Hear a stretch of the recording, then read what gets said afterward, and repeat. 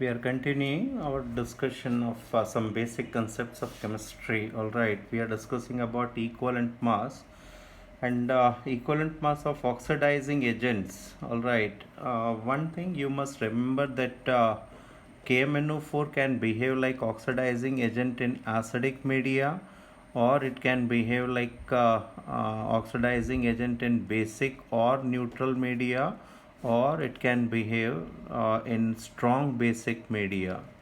All right, and you should also know that in acidic media it is reduced to Mn2 positive.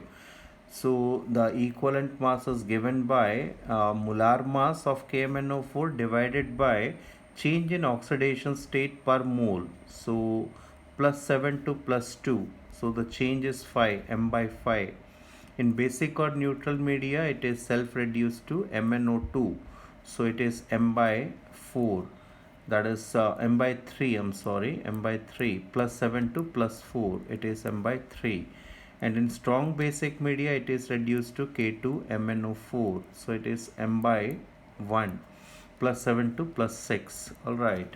So these three things you must remember. Similarly, for K2Cr2O7, you must remember that it behaves as oxidizing agent only in acidic media where it is self-reduced to Cr3 positive. So the equivalent mass is m by 6. Here many students get confused. It is twice of Cr, alright, 3 positive getting converted to twice of Cr6 positive, 3 positive, 6 positive. Here it is 6 positive. So 2 into 6 is 12. Here 2 into 3 is equal to 6. So the total change is 6. So it is m by 6. Alright. So these two things you must remember. And for oxidizing agents, it is given by molar mass divided by change in oxidation state. Similarly, for reducing agents as well, it is given by change in oxidation state. Molar mass like H2S is oxidized, so it is behaving like reducing agent. What is the equivalent mass of H2S? It is molar mass divided by 2. That is change in oxidation state per mole. You have to find out the oxidation state of central atom. All right, like sulfur is the central atom, so you have to change the you have to check the change in oxidation state here. Okay, so now comes valence factor. Valence factor is nothing like while calculating equivalent mass with whatever factor we have divided, like for atom we have divided it by valency. So for atom the valence factor is its valency. For hydrogen valence factor is 1. For aluminium valence factor is 3. For an ion valence factor is its total charge, that is Al. For aluminium valence factor is 3.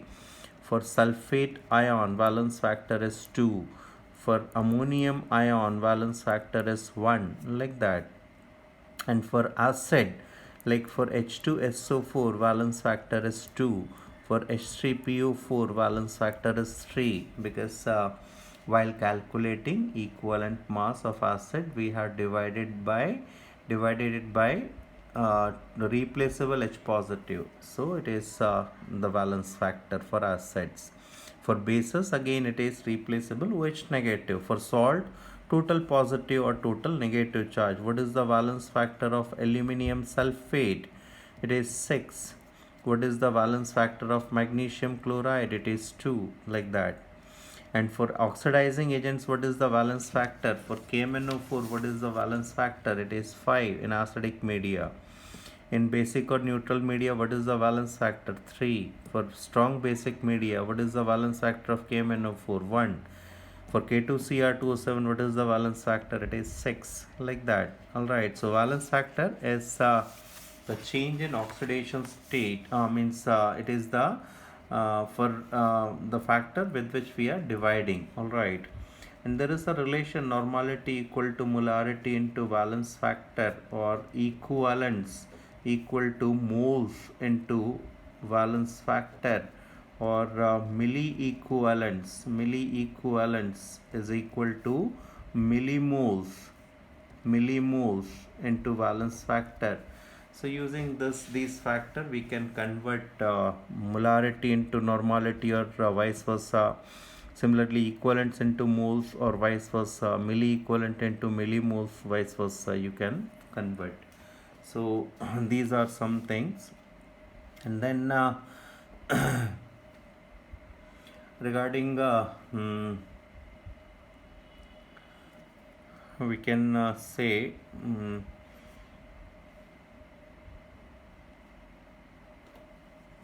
then comes limiting reagent. All right, limiting reagent. There is one more thing, that is limiting reagent. In a reaction, in a chemical reaction, the reactant or the reagent which is less than the required quantity is called a limiting reagent. So the question can be in terms of moles, like carbon plus oxygen gives CO2. We are given 0.1 mole, and we are given 2 moles, and the question is what is the number of moles of CO2. So from this given reaction, we can say 1 mole of carbon combines with the 1 mole of oxygen. So for 1 mole of oxygen, we need 1 mole of carbon. So obviously for 2 moles of oxygen, we need 2 moles of carbon. But do we have 2 moles of carbon? We don't have. So this carbon is the limiting reagent. In that case, limiting reagent will decide the maximum moles of product. So since carbon is the limiting reagent and 1 mole of carbon is producing 1 mole of CO2, zero point 0.1 mole of carbon must produce 0.1 mole of CO2. This is the limiting reagent. And from this reaction, we can say 1 mole of carbon combines with 1 mole of oxygen. So 0.1 mole of carbon must combine with 0.1 mole of oxygen. So what is the remaining number of moles of oxygen? It is 1.9 moles of oxygen is remaining. All right. So it can be in terms of quantity, like in the combustion reactions. Combustion is complete oxidation. So how to write combustion reactions? Like we are given CH4 or C2H5OH, or we are given C6H12O6, etc. Organic compounds on combustion always produce CO2. The same number of means if we have 1 mole of carbon, we get 1 mole of CO2. If we have 2 moles of carbon, we get 2 moles of CO2. If we have 6 moles of carbon, we get 6 moles of CO2. And half the number of moles of H2O. If we have 4 of hydrogen, we get 2 H2O. Like here 6 hydrogen, so we get thrice of H2O. And here we have 12 hydrogen, so 6 of H2O, like that. So first thing, and then to balance oxygen, just count 2 plus 2 4, so it is 2 of O2. Here it is 4 plus 3 7, minus 1 6, so it is thrice of O2. Here it is 6 into 2 12 plus 6 18, minus 6 12, 12 of O, or 6 of O2. This is how you write the combustion reaction. And then accordingly it can be calculated for grams, or there was a doubt asked by a student, that is if 2.8 kg if 2.8 kg of ethene is burnt, what is the mass of oxygen needed? This was one doubt asked by one student in the recent test. All right, so it is from this, first you have to write the combustion reaction for ethene. All right, it is twice of carbon, so we have written twice of CO2. Then twice of CO2, and hydrogen 4, so twice of H2O. And oxygen is balanced, it is 2 into 2 4 plus 2 6, so thrice of O2. So we can say for 1 mole of ethene we need 3 moles of oxygen, or for 28 grams we need 1 mole is molar mass of oxygen is 32. For 3 moles, 3 into 32, 96 grams is needed. For 28 grams of ethene, we need 96 grams. So obviously 2.8 grams of ethene will need 9.6 grams. Or if it is in kg, obviously if it is 2.8 kg, we need 9.6 kg of oxygen. So the correct answer is 9.6.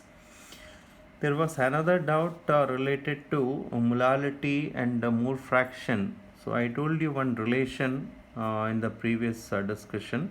3 molal, 3 molal NaOH solution. It is given, and we had to calculate the mole fraction of water. All right, mole fraction of water we wanted to calculate.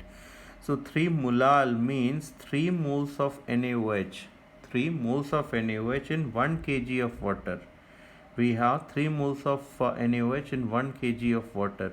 So number of moles of NaOH we have, and mole fraction of water. As far as mole fraction of water is concerned,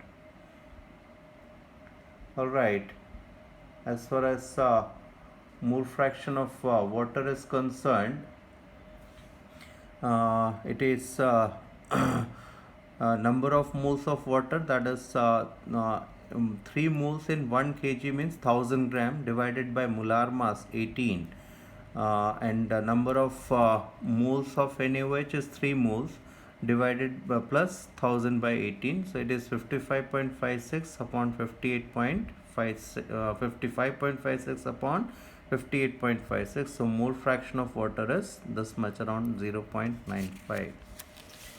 There was another doubt related to this question, that is what is the volume occupied by a mixture in which we have 2 grams of hydrogen. So 2 divided by molar mass equal to V upon 22.4.